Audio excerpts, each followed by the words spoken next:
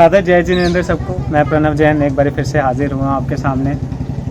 तो वो जो 13 जनों की डेलीगेशन गुरुदेव के साथ पाकिस्तान गई थी, तो जैसा कि आपके साथ मैंने बोला था कि हम कोशिश करेंगे कि सबके साथ हम उन 13 टीम के साथ पूरी हम बातचीत कर सकें।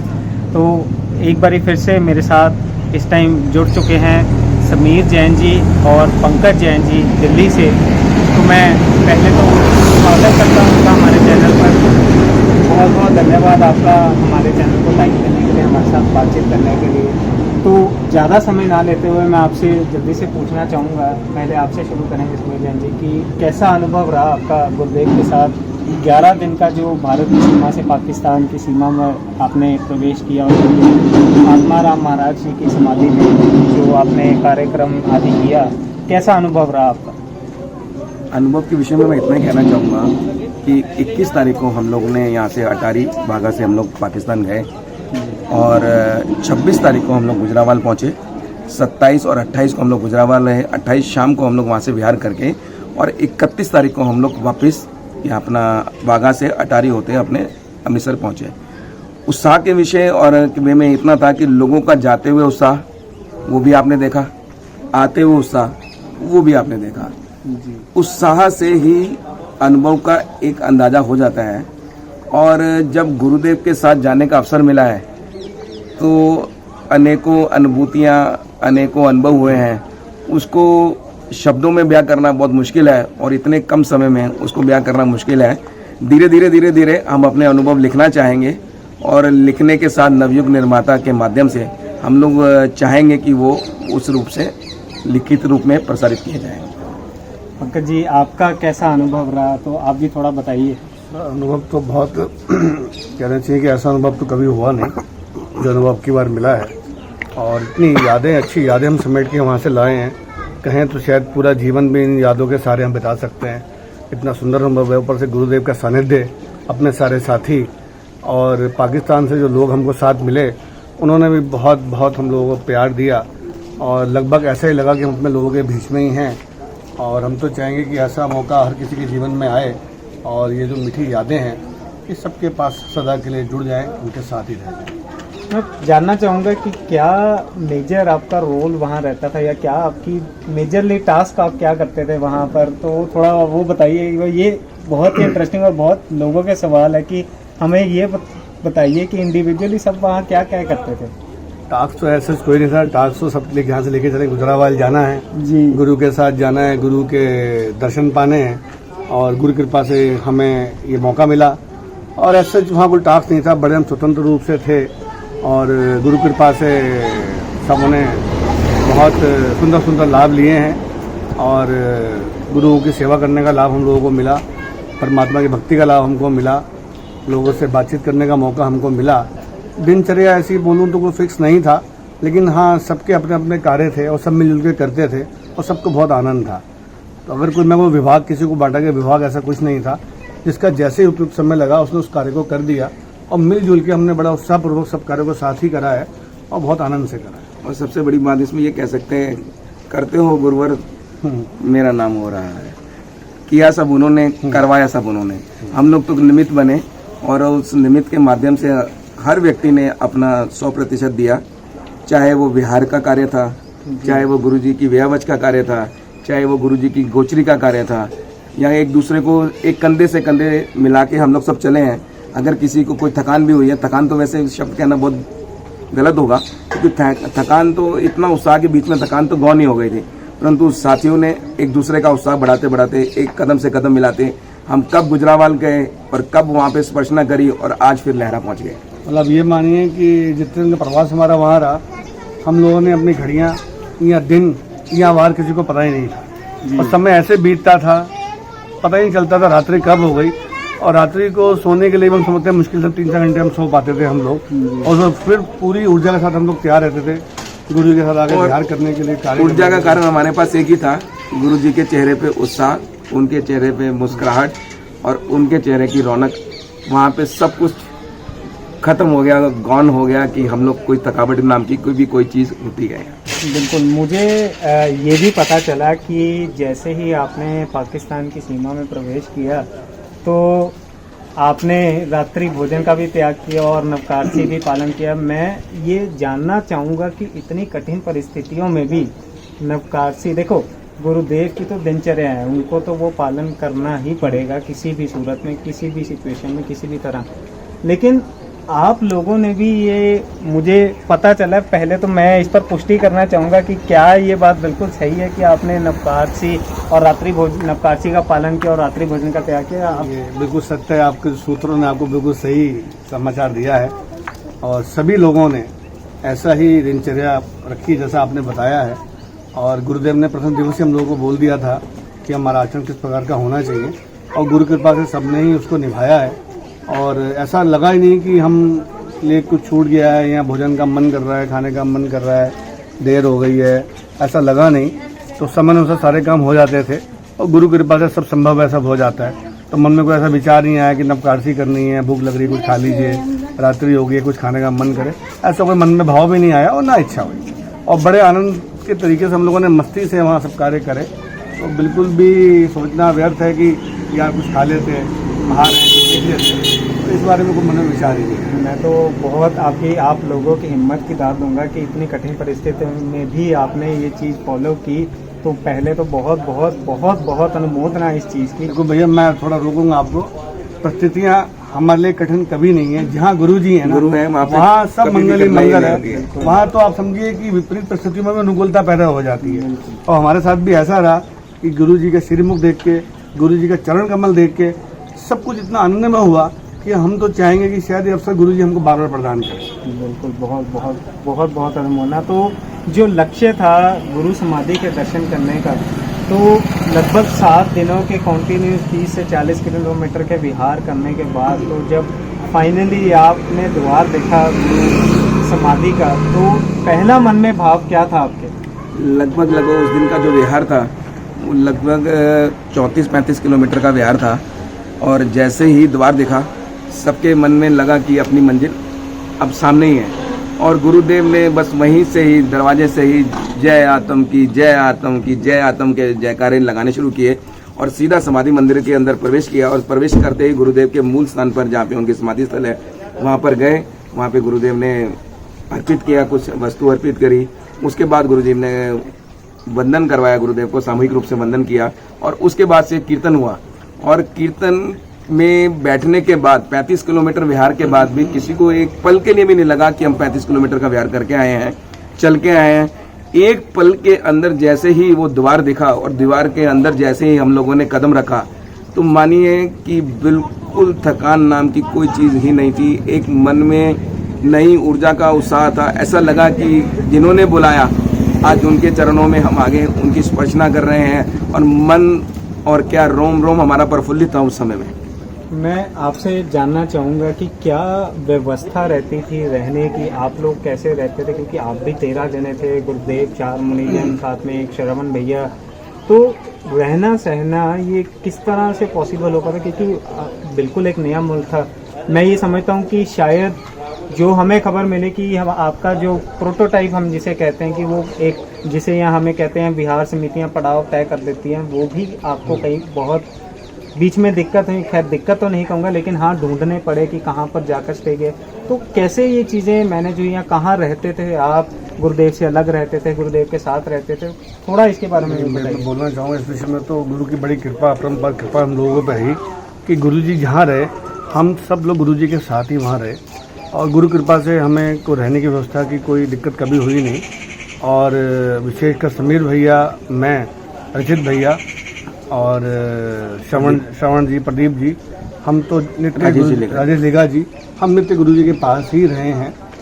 या तो गुरु जी के साथ रहे हैं, गुरु के साथ दूसरे कक्ष में रहे हैं। और रहने की व्यवस्था तो लोगों ने हमें सामने से प्रदान करी। हम जहाँ भी गए, लोगों ने अपना घर, अपनी जगहें हमको स्वयं दी और बड़ी स्वेच्छा से दी, खुशी से दी। और यहाँ तक कहा कि अगर आपको आगे भी बिहार में व्यवस्था चाहिए, हम उसके लिए भी तैयार हैं। तो ये तो मैं मानूंगा गुरु कृपा ही है कि ऐसी परिस्थितियों में भी लोग हमें मिल जाने, जिनसे हमारा कोई व्यवहार नहीं है, हमारी बातचीत नहीं है, वो हमें जानते नहीं है, हमारी भाषा को नहीं समझते हैं, उसके बाद भी इतना अपनापन प्रेम मिला। तो ये तो गुरु कृपा ही मैं मानूंगा। और एक जगह तो ऐसा हुआ कि हम लोग गए, सलीम खान साहब थे, शेख सलीम खान साहब, और उनकी जगह पे रुकने के लिए हम लोग गए। उनके मैनेजर साहब थे, हमने विनती करी कि हम लोग हमारे गुरुदेव विहार करते हुए यहाँ पे रुकना चाहते हैं। तो उन्होंने पहले तो मना किया, फिर उन्होंने मन में क्या भाव है, उन्होंने कहा कि नहीं आप रुकिए, हमारे जो मालिक हैं शेख सलीम जी वो आने वाले हैं। तो 10 से 15 मिनट के बाद वो आए, वो बैठे और उन्होंने पूछा कि कौन आने वाले हैं। हमने कहा कि ऐसे हमारे गुरुदेव भारतवर्ष से पधारे हैं, अपने गुरुदेव की समाधि स्थल का स्पर्शना करने के बाद वापस लाहौर की तरफ प्रस्थान कर रहे हैं। तो हम 18 लोग हैं जो यहाँ पे रुकने के लिए आपकी अनुमति चाहते हैं। तो उन्होंने कहा कि बस आप 100-200 भी लोग लाएंगे तो उसके लिए भी हम उनके लिए भी तैयार हैं। और इसके साथ उन्होंने अगले 2 पड़ाव की व्यवस्था भी हमको दी कि इस यहाँ से इतने किलोमीटर पे हम ये व्यवस्था कर सकते हैं, इतने किलोमीटर के बाद आप ये व्यवस्था कर सकते हैं। यानी लोगों का सहोकार जो हमको मिला वो गुरु कृपा से ही संभव हो पाया। तो ज़्यादा समय ना लेते हुए मैं कुछ एक सवाल और करूँगा कि अब क्या स्थिति है वहाँ गुरु भूमि की, गुरु समाधि की? क्या लोग कितनी जल्दी अब वहाँ पर दर्शन वंदन करने के लिए, या क्या व्यवस्था वहाँ पर अब है इस टाइम पर? कमरों रहने की क्या व्यवस्था है, खाने पीने की क्या व्यवस्था है, कुछ व्यवस्था में क्या वहाँ किस ढंग से लोग पहुँच सकते हैं? तो थोड़ा उसके बारे में, क्योंकि आप ही इस टाइम वो सोर्स हैं जिनसे ये चीज़ों के बारे में पता लग चुका है। देखिए, मैं ये कहना चाहूँगा कि वहाँ पर लगभग 8 कमरे पूर्ण रूप से तैयार हो चुके हैं, जिसमें टाइल इत्यादि, पेंट, रोशनी, लाइट वगैरह सारा काम हो चुका है और आगे कार्य भी चालू हैं। हाँ, गति थोड़ी बीच में धीमी हो गई थी, लेकिन मुझे लगता है कि हम वहाँ से आने के बाद गति कार्यों में तेज़ी आएगी और शीघ्र और सारे कार्य भी पूरे हो जाएंगे। और वहाँ शौचालय स्नानघर का कार्य भी चल रहा था, जिसमें कुछ तैयार थे, कुछ तैयार होने वाले हैं। तो अगर यात्रीगण यहाँ जाते हैं तो रहने की वहाँ सुविधा है उन लोगों के पास। और रसोई के लिए तो अभी रसोड़ा तैयार नहीं है, लेकिन अपनी ही सुविधा आप लेके जाएं वहाँ पर तो अपने लिए आप बना सकते हैं वहाँ, क्योंकि हमने भी 3 दिन गुजरावाल का प्रवास रहा, रसोई की व्यवस्था हम लोगों ने स्वयं ही वहाँ करी। और गुरुदेव ने हमें ऐसा इशारा पहले कर दिया था कि तुम लोग अपनी व्यवस्था संभालो जी। तो वो सही उनका गुरुदेव का इशारा था। 3 दिन की व्यवस्था संभाली और सब भाइयों ने मिल के प्रेम से रसोई बनाई और गुरुदेव को ग्रोसरी बनाने का बहुत लाभ मिला और बहुत आनंद आता था। और कई बार तो गुरुदेव हमको देखने के लिए आते थे कि हम लोग क्या कार्य कर रहे हैं। तो कोई जना रोटी बेल रहा होता था, कोई जना सब्जी काट रहा होता था, कोई जना चाय बना रहा होता था। तो बहुत प्रेम पूर्वक हमने गोचरी करी। और जो हमारे साथ वहाँ के जो भाई लोग थे, जिसमें हमारे पुलिस वाले कमांडो में और जो वहाँ के और अधिकारी थे, वो भी और दूसरा आपने पूछा कि हम लोग कैसे गए। हम लोग जैन हेरिटेज फाउंडेशन के माध्यम से गए। इसके पीछे जिनका कार्य कई वर्षों से प्रयास चल रहा है, अश्वनी जैन जी का, ऋषान जैन जी का, वही हमारे माध्यम बने हमें वहाँ पे ले जाने के लिए। और उनके माध्यम से, उनके से संपर्क करके आप विस्तार रूप से जान सकते हैं कि हम किस रीति से वहाँ जा सकते हैं और कैसे रह सकते हैं। लगभग उनका 30 साल से उनका कार्य का प्रयास चल रहा है ये, जिसमें उनको सफलता मिली और उनके वहाँ संपर्क बड़े अच्छे रहे और गोचरी पानी की व्यवस्था का लाभ हमें वहाँ के लोगों से भी मिला। अमरनाथ जी लाहौर में रहे जिन्होंने गोचरी की व्यवस्था कराई। उसके बाद उमर भाई हमें एक मिले, उनकी तो इतनी अवोधना करी जाए उतनी कम है। उन्होंने, आप मानिए कि लाहौर टू गुजरावाल लगभग 1.5 घंटे का रास्ता है, जिनमें 2 बार वो गोचरी बना के लेके आते थे बाइक पर सफ़र करके। तो यानी कि 300 मीटर का सफ़र वो डेली करते थे और उन्होंने बहुत प्रेम पूर्वक गोचरी हमारी रीति नीति से उन्होंने हमको कराई। और उतने दिन से पहले जब तक गुरुदेव ने यहाँ से वाघा क्रॉस किया और जब तक गुरुदेव वहाँ से आए, उन्होंने अपने पूरे बर्तन, अपनी रसोई और अपने परिवार पूर्ण रूप से शाकाहारी रखा उन्होंने। और अब भी उनके समाचार हमको ऐसे मिल रहे हैं कि वो शाकाहार ही ले रहे हैं और जैन विधि के हिसाब से उनको भोजन में आनंद आ रहा है, वो उसी प्रकार से अपना भोजन बना रहे हैं और खा रहे हैं। ज़्यादा समय ना लेते हुए एक आखिरी सवाल आप दोनों से पूछना चाहूँगा। कोई ऐसी 3 रोमांचक बातें बताइए जो जिंदगी भर आपको इस सफ़र के बारे में याद रहेंगी। देखिए, इनको 3 बातों में कहना बहुत मुश्किल है, लेकिन आपने कहा है तो उसमें सोचना पड़ेगा। ये तो पूरी जो यात्रा रही है ये अद्भुत है और ना कभी भूलने वाली है। फिर भी इसमें पल छाटना बड़ा मुश्किल है। मैं तो हर पल को ही एक अद्भुत पल मानूंगा जिसको मैं कभी भूल नहीं सकता हूँ। फिर भी समीर भाई अगर कुछ कहना चाहें। प्रथम पल तो ऐसा है कि गुरुदेव ने गुजरावाल की सीमा में प्रवेश किया और प्रवेश करते ही इंद्रदेव प्रसन्न हुए और वहाँ पे बूंदाबांदी हुई, एक शकुन हुआ। उसके बाद एक व्यक्ति सामने से आया, उसने गुरुदेव की झोली में फल डाले और कहा कि साहब आइए। और तीसरा शकुन ये हुआ कि वहाँ से किन्नर पधारे और किन्नरों ने गुरुदेव को आशीर्वाद दिया कि जिस कार्य के लिए आप आए हैं आपका कार्य बहुत अच्छी रीति से हो। और पहला अनुभव है, अनुभव तो इतने हैं कि अब बताना बयां करना मुश्किल है, परंतु गुरुदेव की सीमा में जब हम लोगों ने प्रवेश किया उसका एक अनुभव याद आया तो आपको बताया। तो मैं धन्यवाद करता हूँ विशेष रूप से मैं इसमें कुछ लोगों का और धन्यवाद देना चाहूँगा जी। इसमें हमारे जो भाई यात्रा में हम साथ जुड़े जो मिले, एक खुर्रम जी हैं, उनका मैं बहुत आभार करूँगा। उन्होंने बहुत प्रेमपूर्वक कार्य करा और जिस दिन हमारा मुख्य दिन था गुजरावाल में कार्यक्रम का, उस दिन का जो भी हमने लंगर सेवा रखी उसमें सारी वस्तुओं की तैयारी उन्होंने कराई और जैन रीति के अनुसार उन्होंने कराई। कोई लहसुन प्याज किसी इसके अंदर आप कंद का कोई उपयोग नहीं, गुड़ के चावल, हलवा, पूरी, छोले और जूस। और ये मैं कहना चाहूँगा कि अगर आगे जाने का मौका किसी को मिले तो वहाँ का आपका फालसे का रस जूस और आड़ू का जूस, वो तो अत्यंत वहाँ का मतलब ऐसा पदार्थ है, ऐसा पेय पदार्थ है कि उसको बिना पिए आप रह नहीं पाएंगे। और उसको अगर आप पिएंगे तो आप दिन भर उसी का सेवन करेंगे, कुछ और आप देना नहीं चाहेंगे। हमारी पूरी टीम ने मतलब जब तक हम पहुँचे नहीं, दिन रात हमने उनका सेवन कराया। उतना मीठा, उतना अच्छा रसीला वो पेय पदार्थ है कि आप लोग भी कभी जाएं तो उसको जरूर आप लेके आएँ। और दूसरा ईटीबीबी के अधिकारी जिनके अंतर्गत सारी हमारी ये मंदिर धरोहर आती है, उनका सहयोग रहा। और हमारे पुलिस के भाई कमांडो लोग साथ चले, उनका बड़ा सहयोग रहा। और जाहिद भाई कर्मा वालों का बड़ा हमें सहयोग रहा, जिनके आमंत्रण में हम लोग गए, जिनके आमंत्रण में हम गए थे। और अपने उमर भाई का नाम तो पहले हम आपको ले ही चुके हैं और अमरनाथ जी का नाम ले चुके हैं। और इसके अलावा कोई और आपको एक अनुभव और आपने पूछा तो एक अनुभव और याद आया कि हम लोगों को म्यूजियम में जाने का अवसर मिला। पहले दिन हम लोग गए वहाँ पे भक्ति की, जबकि म्यूजियम के अंदर भक्ति करना किसी भी विश्व स्तरीय पे बहुत मुश्किल कार्य है। जी बिल्कुल। और दूसरे दिन उन लोगों ने हमें अनुमति दी कि हम अपनी रीति नीति से वहाँ पे अभिषेक करा सकें, शुद्धिकरण करा सकें। और शुद्धिकरण भी जो किया गया वो हमारे जो मूल परंपरा के जो वस्त्र हैं धोती, उसमें ही किया गया।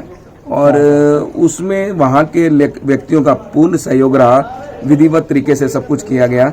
और अभिषेक कराने के बाद जब प्रतिमाएं और पाठ को देखा उन्होंने, तो उन्होंने आके पूछा कि ऐसी कौन सी वस्तु आपने लगाई है जो जिससे कौन सा रसायन आपने लगाया कि इसमें इतनी चमक आ गई है। क्या तो गुरु ने उनको विधि बताई। गुरु ने कहा आप भी ऐसा कर सकते हैं। इसके पीछे भी एक छोटी सी मैं कहानी बताऊंगा कि गुरुदेव की कृपा कैसे बरसती है। हम शाम में गुरुदेव के कक्ष में थे, मैं गया गुरुदेव के पास, मैं था, अश्विन जी थे, गुरुदेव थे। तो बातचीत चल रही, कल हमको लाहौर म्यूजियम जाना है। तो मैंने कहा गुरुदेव जी, मन में गुरुदेव ऐसा भाव है क्या लाहौर म्यूजियम में हम गुरुदेव की चरण पादुका का प्रक्षाल कर सकते हैं? तो गुरुदेव ने कहा मैं तो तैयार हूँ कि सर मेरे पास है, ये पकड़ो। तुरंत मैंने अश्विन जी की तरफ देखा क्योंकि वहाँ उनके संबंध थे। मैंने अश्विनी अंकल बोले हाँ हो सकता है, क्यों नहीं, ये कार्य हम कल करेंगे। तो ऐसे गुरु कृपा से कार्य होते हैं जो कार्य शायद मैं अपने हिंदुस्तान में किसी और मुल्क में भी हम किसी भी म्यूजियम में जाके शायद ये कार्य नहीं कर सकते हैं। वहाँ हम लोगों ने भक्ति करी, प्रक्षाल करा, वो भी अपनी ही वेशभूषा में करा, हम रीति से करा। और किसी ने किसी प्रकार का भी हमें रोका नहीं, टोका नहीं। और ये तो ऐसी स्मृतियाँ, यादें हम वहाँ से लेके आए हैं जो हम कभी भूले नहीं। तीसरा अनुभव एक और आप कह रहे हैं तो 3 अनुभव बताने, तो तीसरा अनुभव ये रहा कि हमने वहाँ जाकर भी अपना जीव दया का कार्य नहीं छोड़ा। जी हाँ, गुरुदेव नित्य जीव दया का कार्य होता था। चाहे वो कबूतरों को दाना डालना है, पक्षियों को दाना डालना है, मछलियों को डालना है। वहाँ पे ज़्यादातर गधों का बहुत पालन किया जाता है, उनको चारा डालना। इसके अलावा गौ माता भी हैं, उनको चारा खिलाना। मतलब जीव दया का जिस रीति से भी हम लोग कार्य कर सकते थे वहाँ पे उस स्थितियों के अंदर, वो कार्य हमने जीव दया के वहाँ पे भी उस देश में भी हमने किए। और कुछ लोगों को भी गुरुदेव के से प्राप्त होता था। हमको इसमें कुछ निष्ठान इत्यादि थे कि लोगों को बांटने हैं। हम सोचते थे कि इस मुल्क में आगे कैसे करें इस कार्य को, कि गुरु के पास हम हाथ में लेके खड़े होते थे, लोग हमारे पास आते थे और मांग के ले जाते थे, मांग के लेके जाते थे और दुआएं देके जाते थे अपनी। क्या बात। और किसी ने हमसे ये नहीं पूछा कि आप ये क्यों कर रहे हैं, आप हमें क्यों बांट रहे हैं। अरे तो ऐसे ऐसे अनुभव रहे हैं कि बताना मतलब दिन शायद या ये समय कम पड़ जाएगा, लेकिन अनुभव बहुत सारे हैं। तो बिल्कुल। तो खास तौर पर मैं एक बारी अश्विनी जी का बहुत बहुत धन्यवाद करना चाहूँगा। और हमारे अश्विनी जी के साथ हमारे ईशान भाई जो एक मुख्य कड़ी रहे। अगर मैं कहूँगा कि वो कड़ी शायद इस कड़ी से निकाल दी जाए तो ये पूरी चैन नहीं बन सकती थी। तो ऋषान भाई का मैं बहुत तहे दिल से धन्यवाद करता हूँ। और अश्विनी अंकल तो शायद हमारे बड़े हैं ही, जिन्होंने हमको जगाया। मैं तो कहता हूँ, हमेशा कहते हैं मेरा काम तो लोगों को जगाने का है। और उनका एक बड़ा अच्छा वाक्य भी है कि तुम तो आनंद लो। आनंद तो मैं तो कहना चाहता हूँ वाक्य उन्होंने हमको ऐसा आनंद दिया जो जीवन भर हम नहीं भूल सकते हैं। और ईशान भैया अश्विनी जी का बड़ा सहयोग रहा और मैं समझता हूँ कि उन दोनों के बिना तो ये सपना सच नहीं हो सकता था। और गुरु कृपा तो साथ रही है जरूर हमारे। और मैं तो कहूँगा बार बार ये मौका मिलता रहे, लोग जाता रहें और गुरु भूमि की स्पर्शना होती रहे। और अंत में हम आप लोगों का तहे दिल से धन्यवाद देना चाहते हैं जिन्होंने अपने ये कवरेज के माध्यम से इन सब चीज़ों को जीवंत करके रख दिया। जीवन में कभी भी बंदा ये देखेगा यूट्यूब के माध्यम से या आपके माध्यम से तो ये सब घटनाएं जीवंत रहेंगी। इसके लिए आपका आभार, आपका धन्यवाद, चैनल का बहुत बहुत आभार। और हम भी चाहते हैं कि उस तरह से आप आगे बढ़ते रहें और लोग हमको देख कर लोग भी प्रेरित हों और उनका मन करे कि हम गुरु भूमि के स्पर्शना जल्द से जल्द करें। बिल्कुल बिल्कुल। और ये आनंद सबको मिलता रहे। बिल्कुल। तो मैं एक बारी जो भी पाकिस्तान के अंदर बैठे ये हमारी वीडियो देख रहे हैं, जिन लोगों ने भी गुरुदेव की या हमारी टीम की, इंडिया से आए डेलीगेशन की जितनी भी मदद की, हम पूरी जैन आउटलुक टीम और समस्त जैन समाज आपका आभार व्यक्त करते हैं। आपका बहुत बहुत आभारी हैं हम कि आपने हमारे इस लक्ष्य को प्राप्त करने में आपका जो सहयोग रहा वो पूरा अनुमोदना के पात्र है। हम उसके आभारी रहेंगे, ज़िंदगी भर हम आपके आभारी रहेंगे इस चीज़ के लिए। आपका बहुत बहुत धन्यवाद। पूरी जैन समाज की तरफ से आपको बहुत बहुत शुभकामनाएं। आप खूब तरक्की करें अपने देश के अंदर और इसी तरह से भारत और पाकिस्तान के जो रिलेशंस हैं वो और स्ट्रॉन्ग हों। हम चाहेंगे कि ये भारत पाकिस्तान विभाजन जो है दोबारा से एक बारी फिर से मिले और फिर से हम सारे अपने भाई बहन एकजुट होकर रहें। तो ये थे हमारे साथ समीर जैन जी और पंकज जैन जी दिल्ली से, जिनके भाव हमने सुने, कैसे उन्होंने बताया कि किस तरह से उन्होंने 11 दिन का सफ़र और काफ़ी इंटरेस्टिंग जो थे फैक्ट्स हमें बताए कि कुछ बहुत अच्छी बातें हमें पता लगी कि क्या क्या उन्होंने किया। तो इसी तरह और वीडियोस देखने के लिए आप हमारे चैनल को सब्सक्राइब कीजिए, बेल आइकन को दबा दीजिए। जैसी नई वीडियो आएगी आपको नोटिफिकेशन आ जाएगी। इसी के साथ मैं कोशिश करूँगा कि बाकी सारे जितने भी डेलीगेशन गई थी मैं उनकी और वीडियोस कैप्चर करके आप तक उनके भाव पहुँचाऊँ। इसी के साथ मैं विराम लेता हूँ। धन्यवाद। जय जिनेंद्र।